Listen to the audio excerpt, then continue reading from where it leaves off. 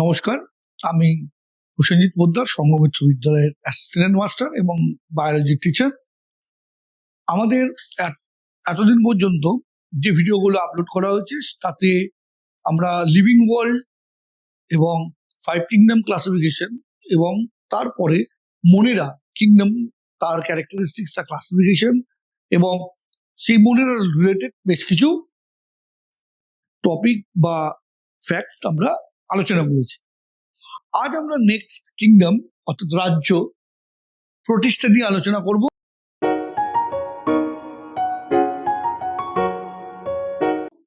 এবং তার ক্লাসিফিকেশন অবশ্যই একটা ব্রিফ ক্লাসিফিকেশন আমরা ডিসকাস করব, যেগুলো পরীক্ষার জন্য প্রয়োজন এবং আমাদের জানতেও হবে। তো প্রথমেই জানা যাক যে প্রতিষ্ঠা কি। প্রতিষ্ঠা কিন্তু একটি কিংডম, প্রথমেই মাথায় রাখতে হবে প্রতিষ্ঠা কিন্তু একটা কিংডম। হ্যাঁ, অনেকেই একটা ভুল করে যে প্রোটোজোয়া কিংডম। প্রোটোজোয়া কিন্তু কিংডম নয়, প্রোটোজোয়া কিন্তু কিংডম নয়, এটা একটা সাব কিংডম। ঠিক আছে, প্রোটোজোয়া কিন্তু কিংডম না। কিংডমটার নাম হচ্ছে প্রতিষ্ঠা, কিংডমটা হচ্ছে প্রতিষ্ঠা। তাহলে এই প্রতিষ্ঠার আন্ডারে কারা আছে? সিঙ্গেল সেলুলার ইউক্যারিওটস, এককোষী যত ইউক্যারিওটিক জীব আছে তারা প্রত্যেকেই এই প্রতিষ্ঠা রাজ্যের অন্তর্গত। তাহলে প্রতিষ্ঠাকে basically it acts as link between prokaryotic Monera and multicellular eukaryotes. তাহলে প্রতিষ্ঠা কি? প্রতিষ্ঠা কিন্তু যদি আমরা একটু ফাইলোজেনেটিক্যালি ভাবি যে প্রতিষ্ঠা কোন জায়গায় দাঁড়িয়ে আছে, না প্রতিষ্ঠা কিন্তু যদি ভাবা যায় যে প্রতিষ্ঠার আগে কে আছে? প্রতিষ্ঠার আগে আছে মোনেরা। আর প্রতিষ্ঠার পরে কে আছে? প্রতিষ্ঠার পরে আছে multi cellular organism. Multicellular organism. আচ্ছা, প্রতিষ্ঠার আগে মোনেরা আছে, প্রতিষ্ঠার পরে আছে বহুকোষী জীব। তাহলে প্রতিষ্ঠা এদের দুজনের মাঝখানে কানেক্টিং লিঙ্ক হিসাবে কাজ করছে। সো মেম্বার অফ প্রতিষ্ঠা আর প্রাইমারিলি অ্যাকোয়াটিক, এই টার্মগুলো কিন্তু ভাবতে হবে। প্রাইমারিলি, জেনারেলি তারা aquatic. Boundaries of this kingdom are not well defined. এদের কিন্তু সহজে এই কিংডমটা অনেকটাই খুব ডিফিকাল্ট অ্যাসার্টেন কে কে প্রতিষ্ঠার মধ্যে পড়বে, ইটস ভেরি ডিফিকাল্ট। আমরা প্রতিষ্ঠাকে কিন্তু বহু ভাগে ভাগ করা যায়, প্রতিষ্ঠাকে বহু ভাগে ভাগ করা যায়। আমরা পড়ার সুবিধার্থে কয়েকটা ভাগে ভাগ করে দিচ্ছি। ঠিক আছে, প্রতিষ্ঠা একটা হিউজ কিংডম। তোমাদের লেভেলে যেটুকু পড়া দরকার তার রেসপেক্টে কিন্তু আমরা একটু ভাগ করেছি আমাদের পড়ার সুবিধার জন্য। প্রথম যে প্রতিষ্ঠা আমরা বলছি সেটা প্রোটিস্টিয়ান অ্যালগি। তার মধ্যে আমরা বলছি ডিনোফ্ল্যাজেলেটস, ডায়াটম, ইউগ্লিনোলাইক ফ্ল্যাজেলেটস। স্লাইম মোল্ডের আন্ডারে পড়বে অকোষীয় স্লাইম মোল্ড আর কোষীয় slime mould, acellular slime mould and cellular slime mould. আর প্রোটোজোয়ান প্রোটিস্টের মধ্যে আমরা দেখবো জুফ্ল্যাজেলেটস, সার্কোডাইনস, স্পোরোজোয়ান আর সিলিয়েটস। এই কটার মধ্যেই আমরা কিন্তু প্রোটোজোয়া প্রতিষ্ঠাকে সীমাবদ্ধ রাখবো। এই যে চারটা কিন্তু দেখো কোনো সায়েন্টিস্টের নাম মেনশন করে আমরা এই ক্লাসিফিকেশনটা লিখিনি। এর কারণ হচ্ছে এটা বিভিন্ন ক্লাসিফিকেশনের একটা মিক্সিং ক্লাস, একেবারে সিম্পলিফাইড করা হয়েছে এবং বিভিন্ন কনসেপ্টকে মার্জ করা হয়েছে। বর্তমানে বেশ কিছু জায়গায় কিন্তু যদি একদম বর্তমানে ফাইলোজেনেটিক্যালি ক্লাসিফিকেশনকে ভাবা হয়, অনেক জায়গায় কিন্তু আমরা এর অবজেকশন করতে পারবো। কিন্তু তোমাদের লেভেলে এইটুকুন পড়া দরকার বলে আমরা এইভাবে ক্লাসিফিকেশনটাকে দেখিয়েছি। প্রথমে আসা যাক ডিনোফ্ল্যাজেলেটস। সো ডিনোফ্ল্যাজেলেটস কি? ডিনোফ্ল্যাজেলেটস আর সিঙ্গেল সেলুলার ফটোসিনথেটিক প্রোটিস্ট। তাহলে এর একটা protist who can perform photosynthesis, যারা সালোক সংশ্লেষ করতে পারে। এরা সালোক সংশ্লেষকারী এক প্রকার protist. They are the important form of phytoplankton. Plankton কাদের বলা হয়? যে জলজ পরিবেশে যে ক্ষুদ্রাতি ক্ষুদ্র জীব ঘুরে বেড়ায় তাদের আমরা ফাইটোপ্ল্যাঙ্কটন বলি, প্ল্যাঙ্কটন বলি। প্ল্যাঙ্কটনকে সাধারণত আমরা দুভাগে ভাগ করি, phytoplankton and zooplankton. Phytoplankton হচ্ছে ক্ষুদ্রাতি ক্ষুদ্র জলজ প্রাণী, আর জলজ উদ্ভিদ, আর জু প্ল্যাঙ্কটন হচ্ছে ক্ষুদ্রাতি ক্ষুদ্র জলজ প্রাণীগুলো। ঠিক আছে, এবার they appear yellow, green, brown, blue, red depending on the pigment present on them. তাদের মধ্যে যে রঞ্জক আছে তার উপস্থিতিতে তাদের ডিফারেন্ট কালার হতে পারে। ঠিক আছে, এবার এদের বডি ক্যারেক্টারিস্টিক্স এর মধ্যে মেনলি একটা রিজিড কোট থাকে যাকে থিকা বা লরিকা বলে। পুরো বডিটা একটা এই যে ঠিক সেল দিয়ে একটা কভারিং দিয়ে ঘেরা থাকে, which is called theca or lorica, which consists of too many plates of cellulose দিয়ে তৈরি, দুটো প্লেট দিয়ে তৈরি, দুই বা তার থেকে বেশি প্লেট দিয়ে তৈরি। ঠিক আছে, লরিকা প্রোভাইড উইথ টু গ্রুপস। লরিকাতে দুটো গ্রুপ থাকে, গ্রুপ মানে গর্ত। ওয়ান ইজ লংগিটিউডিনাল গ্রুপ, উল্লম্ব গর্ত, আর একটি হচ্ছে সার্কুলার গ্রুপ, একটি হচ্ছে গোলীয় এরকম রিং এর মতন স্ট্রাকচার। ঠিক আছে, সো লরিকা ইজ প্রেজেন্ট, এইটা একটা ডিনোফ্লাজেলেটস এর একটা গুরুত্বপূর্ণ বৈশিষ্ট্য।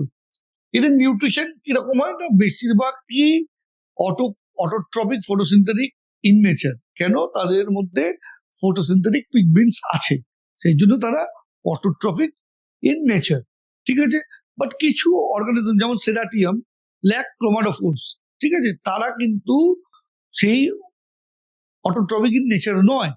এবং তুমি ব্লাস্টোডিনিয়াম যদি দেখো, they are colourless, they acts as parasites on other animal. তারা অন্যান্য প্রাণীর ওপর তারা পরজীবী রূপে কাজ করে। রিজার্ভ ফুড কি? রিজার্ভ ফুড এদের স্টার্চ বা তৈল, স্টার্চ বা oil.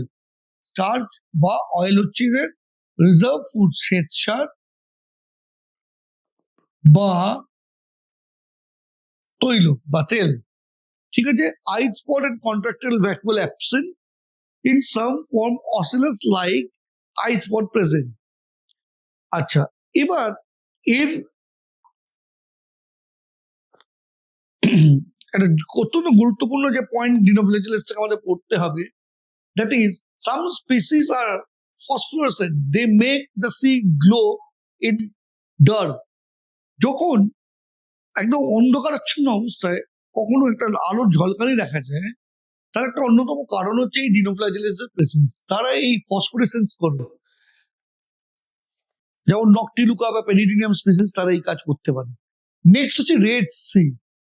One of the member of this group call Gonyaulax produces red tide in the sea. Sudden increase in their number on the sea make the surface of the sea appear red. ঠিক আছে, এই ডিনোফ্লাজেলেটস যখন প্রচুর পরিমাণে থাকে তখন স্রোতে যেটা আসে দেখতে পুরো লাল মনে হয়।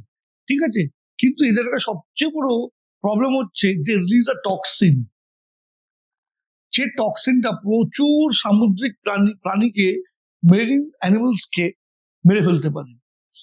এইটা হচ্ছে সবচেয়ে বড় রকম সমস্যা। এক্সাম্পল সেরাটিয়াম, নকটিলুকার আর একটি নাম হচ্ছে দ্য নাইট লাইট। এরা কি করে না, এদের মধ্যে বেশ কিছু ফটোজেনিক গ্র্যানিউলস আছে। এই গ্র্যানিউলস একটা প্রোটিন আছে হুইচ ইজ কল্ড লুসিফেরিন। এ কি করে, এইটা যখন অক্সিডেশন হয়ে যায় তারা কি করে না লাইটকে এমিট করে। So that's why it is called night light. ঠিক আছে, সো নকটিলুকার এই ফটোজেনিক পিগমেন্ট থাকায় তারা কি করতে পারে, তাদের মধ্যে একটা কি হয় না, একটা প্রোটিন আছে which is known as luciferin. সেই লুসিফেরিন কি হয়, যখন অক্সিডাইজড হয় it has an ability to produce visible light. ঠিক আছে, সো এই হচ্ছে আমাদের ডিনোফ্লাজেলেটস এর বৈশিষ্ট্য এবং ইম্পর্টেন্স। এরপরে আমরা যদি এর ফার্দার কোর্স অফ ইম্পর্টেন্সে যাই, দেখবে যেটা বললাম যে এই যে গনেওল্যাক্স কি করে, একটা টক্সিন রিলিজ করে which is known as স্যাক্সিটক্সিন। এই স্যাক্সিটক্সিনে কিন্তু মাছ এবং অন্যান্য অ্যাকোয়াটিক অ্যানিমালস এর মৃত্যুর কারণ হয়ে দাঁড়ায়। এরা যেমন রেড সি ফর্মেশন করে, এবং আমরা অলরেডি তোমাদের বলেছি যে এই রিনোফ্ল্যাজেলেটস কি করে, এক ধরনের টক্সিন রিলিজ করে, সেই টক্সিনটার নাম হচ্ছে স্যাক্সিটক্সিন। সেই টক্সিন কি করে যে সামুদ্রিক মাছ এবং সামুদ্রিক প্রাণীর মৃত্যুর কারণ হয়ে দাঁড়ায়। নেক্সট হচ্ছে মেরিন শেলফিশ কি করে, লার্জ নাম্বার অফ মানে প্রচুর পরিমাণ যখন ডিনোফ্ল্যাজেলেটস কে খেয়ে ফেলে, তখন কি হয় না, তাদের যে ডিজিজটা হয়, that is call paralytic shellfish poisoning or PSP, যেটি তাদের মৃত্যুর কারণ হতে পারে। এবং এখান থেকে কিন্তু ইনফেকশন হওয়া মানুষেরও কিন্তু খুব সহজ, যার ফলে সামুদ্রিক মাছ খেয়ে অনেক সময় আমাদের কিন্তু শরীর অসুস্থ হয়ে যেতে পারে। ঠিক আছে, এখানে একটা আমরা কমন ইনফেকশন রুট দেখিয়েছি। সেই জন্য সামুদ্রিক যখনই প্রাণী আমরা খাবো বা মাছ খাবো, খুব ভালো করে রান্না না করে, ভালো করে গ্রিল না করে কখনোই খাওয়া উচিত না। এরপর আসা যাক ক্রাইসোফাইটস। ক্রাইসোফাইটস এর মধ্যে দুটো টার্ম আমরা পড়বো। প্রথম টার্ম হচ্ছে ডায়াটমস এবং ডেসমিডস। সো এরা কি, this are the groups diatoms and golden অ্যালগিকে বলা হয় desmids. So they are found in fresh water, mainly ডেসমিডকে ফ্রেশ ওয়াটারে পাওয়া যায়, and as well as marine ওয়াটারে যাতে পাওয়া যায় তাদের আমরা ডায়াটমস বলি। So desmids are mainly found in fresh water, মিঠা জলে পাওয়া যায়, আর ডায়াটমস আমরা মেনলি পাই মেরিন ওয়াটার। ঠিক আছে, এখন diatoms are the chief producers in the ocean. It's very important. সমুদ্রের প্রাথমিক উৎপাদক। সো ডায়াটম কি, ডায়াটম হচ্ছে সমুদ্রের প্রাথমিক উৎপাদক। ঠিক আছে, সো ইটস ভেরি ইম্পর্টেন্ট সমুদ্রের প্রাথমিক উৎপাদককে। তো এরাও কি, এরাও এক ধরনের প্ল্যাঙ্কটনস। নাও ডায়াটমিয়াস আর্থ সম্বন্ধে আমরা পরে আসবো। ডায়াটমিয়াস আর্থ কি, ছোট করে এখানে বলে রাখি যে siliceous frustules of diatoms do not decay easily. এই যে ডায়াটমের যে সিলিকাযুক্ত আবরণ, সেটা সহজে নষ্ট হয় না। ঠিক আছে, দীর্ঘদিন থেকে যায়। And they pile up at the bottom of the water body forming big heaps. এবার জমা হতে হতে এই সিলিকাযুক্ত যে খোলকটা জমা হতে হতে হতে জলের নিচে জমা হতে হতে বড় পাইলের মতো একটা বড় স্ট্রাকচার তৈরি করে নেয়, একটা চাই তৈরি করে নেয়। This is called diatomites or diatomaceous earth. ঠিক আছে, সো এইগুলো, এই এত স্পিসিস আছে which can form diatomaceous earth. নাও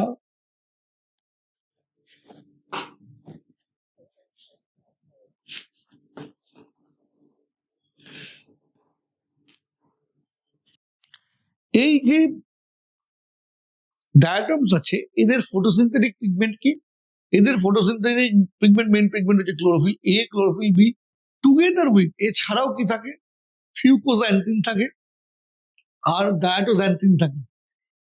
এরা কোথায় পাওয়া যায়, এরা ক্রোমাটোফোরে পাওয়া যায়। এরা সবাই আমরা পাই ক্রোমাটোফোরে। This pigments gives diatom its characteristics golden colour.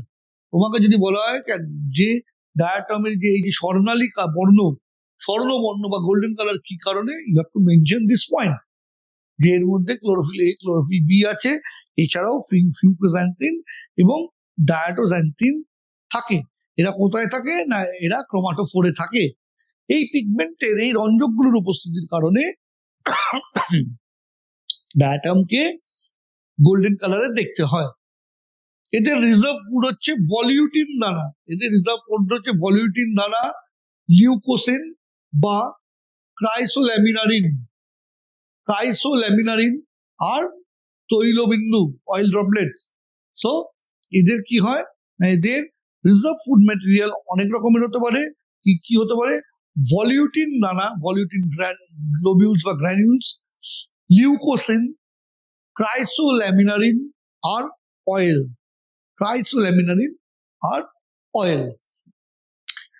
In diatoms, during reproduction, special type of spores are formed which are known as oxospore. So diatom যে asexual spore তৈরি হয়, সেই স্পোরটার নাম কি? সেই স্পোরটার নাম হচ্ছে অক্সোস্পোর। Now, diatom made economic importance কি? প্রথম economic importance, that is the formation diatomated diatomites. Diatomites টা কি? না, siliceous diatom shell makes block-like deposit at the bottom of the sea, যেটা আমরা বললাম, which is known as diatomeous earth, যাকে diatomeous earth বলে। এখন এই ডায়াটমিয়াস আর্থটাকে কালেক্ট করে, মাইনিং করে কালেক্ট করা হয়, তুলে নেওয়া হয়, তুলে নিয়ে তাকে পাউডারে কনভার্ট করে দেওয়া হয়। ঠিক আছে, প্রসেসিং হয়, পাউডারে কনভার্ট করে দেওয়া হয়। এই পাউডার গুলোকে বলা হয় ডায়াটোমাইটস। ঠিক আছে, সো ডায়াটোমাইটস কি কাজে লাগে?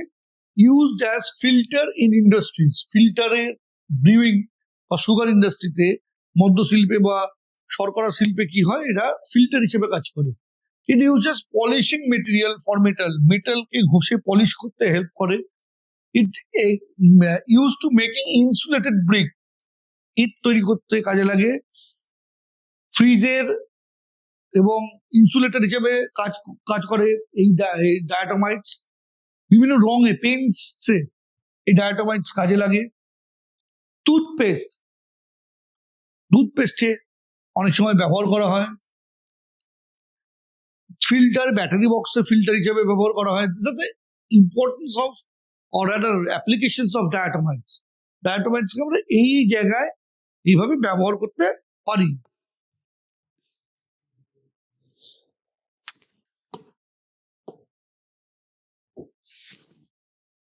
So this is all about diatomites, that is the powder form of diatomeous earth. Diatomeous earth এর পাউডার ফর্মটাকে আমরা বলছি ডায়াটোমাইটস। এবার আমরা যে নেক্সট ক্লাসিফিকেশনে ইউগ্লিনয়েডস।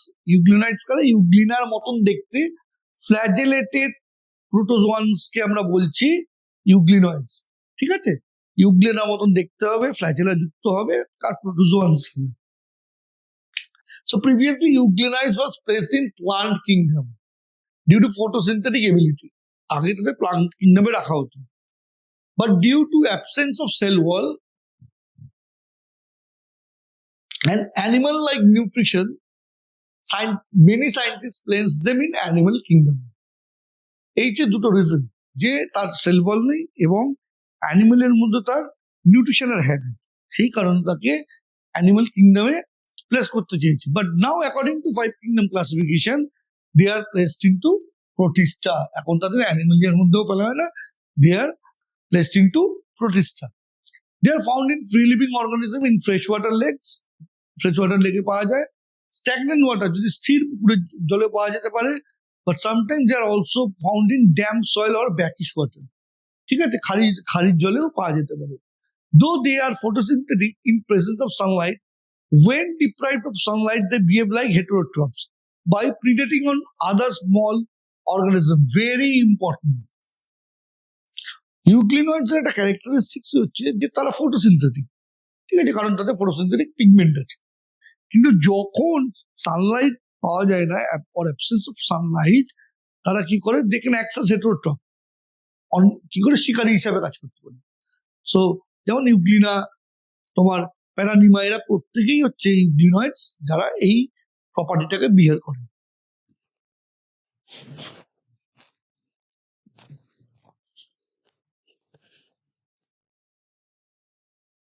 দেখো এই যে সেল ওয়ালে কিছু সেল ওয়ালের যে ডিভাইড অফ সেলুলোজ, ঠিক আছে, body covered by thin flexible pellicle, body যে স্তর দিয়ে আবৃত হয়, দ্যাট ইজ কল্ড পেলিকেল। পেলিকেলের একটা ক্যারেক্টারিস্টিক্স হচ্ছে oblique but parallel stripes. Oblique, ধরো এইরকম অবলিক বাট প্যারালাল, প্রত্যেকের সঙ্গে প্যারালাল এরকম স্ট্রাইপস আছে, which are known as myonims.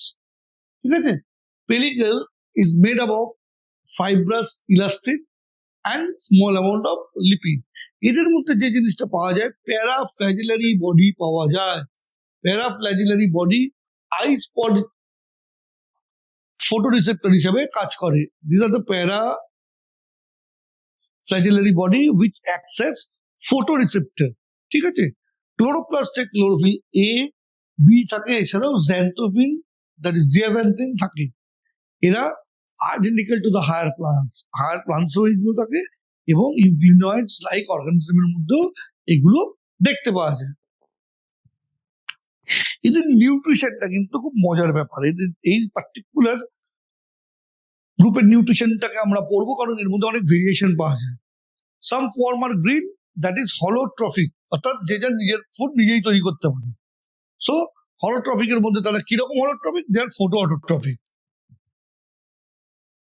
Some R non green, স্যাপ্রোবিক। স্যাপ্রোবিক মানে মৃতজীবী। Some form are holotropic. They capture and ingest their prey. কি করে? এই এরা শিকারী হিসাবে কাজ করে। পতঙ্গভুক।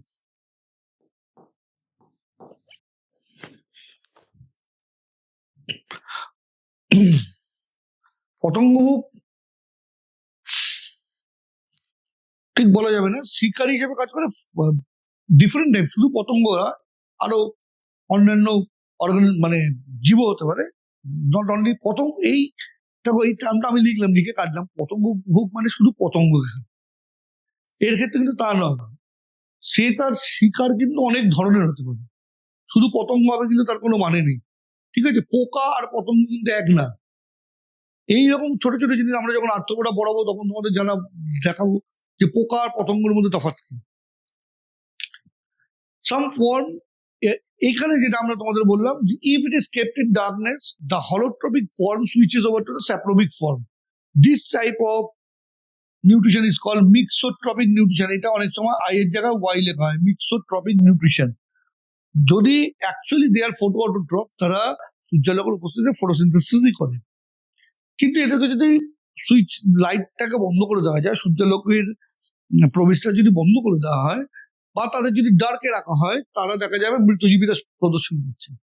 এই যে একই অর্গানিজম যে ফটোট্রপিক মানে তোমার সালোক সংশ্লেষ করতে পারে, কিন্তু অন্ধকারে রাখলে তারা মৃতজীবিতা প্রদর্শন করছে, এই ধরনের পুষ্টিকে বলা হয় মিক্সোট্রপিক নিউট্রিশন, ঠিক আছে?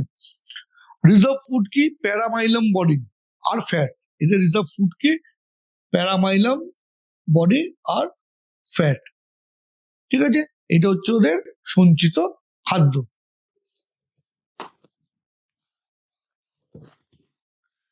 নাও স্লাইম মোল্ড। স্লাইম মোল্ড দেখছো যে স্লাইম বা শ্লেষ্মা ক্ষরণ করছে। স্লাইম মোল্ডকে মিক্সোমাইসিটিস বলা হয়। এরা কনজিউমার ডিকম্পোজার। এরা কনজিউমার হিসাবেও কাজ করতে পারে, খাদক হিসাবেও কাজ করতে পারে, ডিকম্পোজার হিসাবেও কাজ করতে পারে। সো স্লাইম মোল্ড কি? This organism develop slimy mass at the time of their vegetative phase। যখন তাদের ভেজিটেটিভ গ্রোথ অর্থাৎ অঙ্গজ গ্রোথ হচ্ছে, তারা আকারে বাড়ছে, সেই সময় therefore they are called slime molds. They are also called false fungi। ফাঙ্গাসের মতন দেখতে অনেকটা। সো তাদেরকে বলা হয় ফলস ফাঙ্গি, অর্থাৎ অপ্রকৃত ছত্রাক। they are also known as অপ্রকৃত ছত্রাক বা ফলস ফাঙ্গি। স্লাইম মোল্ডস আর স্যাপ্রোবিক। স্যাপ্রোবিক মানে বারবার বলছি মৃতজীব। দে আর স্যাপ্রোবিক। ডেড ডিকেইং ম্যাটারের ওপর, অর্থাৎ মৃত গলিত বস্তুর ওপর তারা সেখান থেকে পুষ্টিরস শোষণ করে বেঁচে থাকে। Under suitable condition they form an aggregation which may grow and spread over the several feet. যখন ফেভারেবল কন্ডিশন থাকে, যখন ভালো কন্ডিশন থাকে, তখন তারা একে অপরের সঙ্গে জুড়ে জুড়ে একটা বড় শীটের মতন স্ট্রাকচার তৈরি করে নেয়। That is called plasmodium. এই প্লাজমোডিয়াম কিন্তু প্লাজমোডিয়াম ভাইভ্যাক্স বা প্লাজমোডিয়াম ফ্যালসিফেরামের প্লাজমোডিয়াম নয়। দেখা গেলে পিটা স্মলে লিখেছি, কোনো আন্ডারলাইন করা নেই বা ইটালিক্স করা নেই। এইটা হচ্ছে aggregation of slime মোল্ডস। During unfavourable condition plasmodium forms fruiting body. এখান থেকেই ফল দেহ অর্থাৎ নতুন দেহের সৃষ্টি হয়, যার মধ্যে রেণু বা স্পোর থাকে, ঠিক আছে? এই প্লাজমোডিয়াম থেকেই এদের ফল দেহ তৈরি হয়, যার মধ্যে রেণু তাদের টপে বা টিপে থাকে, তাদের ওপরে রেণু তারা ধারণ করতে পারে। সো এই রেণুগুলো এক্সট্রিমলি রেজিস্ট্যান্ট মানে অত্যন্ত রেজিস্ট্যান্ট এবং দে ক্যান সার্ভাইভ ফর ইয়ার, বহু বছর তারা বেঁচে থাকতে পারে ইভেন ইন অ্যাডভার্স কন্ডিশন, খারাপ অবস্থাতেও বা যখন প্রকৃতি তাদের প্রতিকূল, সেই প্রতিকূল অবস্থাতেও তো কিন্তু তারা বেঁচে থাকতে পারে। So this spores are disperse by air current, এইরা বায়ুর মাধ্যমে একটা জায়গা থেকে অন্য জায়গায় যেতে পারে। সো এই এক্সাম্পল হচ্ছে Physarum SP, Physarum SP is an example. এবার স্লাইম মোল্ড দু রকমের হয়, একজনের সেলুলার স্ট্রাকচার থাকে আর একজনের সেলুলার স্ট্রাকচার থাকে না। সেলুলার স্ট্রাকচার যাদের থাকে তাদের বলা হয় কোষীয় স্লাইম মোল্ড বা সেলুলার স্লাইম মোল্ড, আর যাদের সেলুলার স্ট্রাকচার থাকে না তাদের বলা হয় অকোষীয় স্লাইম মোল্ড বা আসেলুলার স্লাইম মোল্ড, ঠিক আছে। আর স্ট্রাকচারালি দু রকম স্ট্রাকচার পাবো, একটা প্লাজমোডিয়াম, একটা হচ্ছে সিউডোপ্লাজমোডিয়াম। প্লাজমোডিয়াম কি তোমাদের অলরেডি বলেছি, আর ফ্রি লিভিং মাল্টিনিউক্লিয়েট অ্যামিবয়েড মাস, মানে অ্যামিবার মতন দেখতে অনেকগুলো স্লাইম মোল্ড একত্রিত হয়ে একটা লম্বা শীটের মতন অবস্থা মানে স্ট্রাকচার তৈরি করে, which is called প্লাজমোডিয়াম। আর সিউডোপ্লাজমোডিয়াম কি, an aggregate of amoeba-like cells which where each cell maintains separate identity। প্লাজমোডিয়ামের কিন্তু সেপারেট এন্টিটি নেই, মানে এন্টিটি নেই, কিন্তু সিউডোপ্লাজমোডিয়াম প্রত্যেকটা সেল কিন্তু ইন্ডিভিজুয়াল কাজ করে, আর প্লাজমোডিয়াম সব একত্রে কাজ করে, ঠিক আছে। প্লাজমোডিয়াম পাওয়া যায় আসেলুলার স্লাইম মোল্ডে, আর সিউডোপ্লাজমোডিয়াম পাওয়া যায় সেলুলার স্লাইম মোল্ডে। তাহলে আমরা আজকে এখনো পর্যন্ত কি কি শিখলাম? আমরা এখনো পর্যন্ত ক্লাসিফিকেশন অফ প্রোটিস্টা শিখলাম প্রোটোজোয়া নিজে কোনো কিংডম নয়, তার আন্ডারে ডিফারেন্ট অনেকগুলো গ্রুপের আমরা ক্যারেক্টারিস্টিক্স পড়লাম, তাদের এক্সাম্পলস পড়লাম, নতুন কিছু টার্মিনোলজি পড়লাম, রেড টাইড কি, ক্ষতি কেন হয়, কি ধরনের টক্সিন রিলিজ হয়, ডায়াটোমিয়াস আর্থ কাকে বলে, তার ইম্পর্টেন্স কি, ঠিক আছে। এই জাতীয় বহু তথ্য আমরা পড়লাম। এই চ্যাপ্টারের আর একটা পার্ট আমাদের বাকি থাকছে, যেটি আমরা পরবর্তী স্লাইডে পড়াবো, সেটা হচ্ছে প্রোটোজোয়ান প্রোটিস্ট। এই প্রোটোজোয়ান প্রোটিস্টের ডিফারেন্ট কিছু তথ্য আছে, সেই ভাগগুলো হচ্ছে মাত্র 4টে ভাগ, কিন্তু তার তথ্য বেশ কয়েকটা আছে। আমরা এই পার্টটা তোমাদের নেক্সট ভিডিওতে দেখাবো। এখনো পর্যন্ত যেটুকু দেখিয়েছি ছোট ছোট করে ভিডিও তৈরি করা হচ্ছে যাতে তোমাদের ইন্টারেস্ট থাকে, তোমরা পড়ো এবং ভালো করে জিনিসগুলোকে বুঝে নেওয়ার চেষ্টা করো। তাহলে এখানেই এই ভিডিওটি শেষ, নেক্সট পার্টটি আমরা পরবর্তী ভিডিওতে তোমাদের দেখাবো। ধন্যবাদ।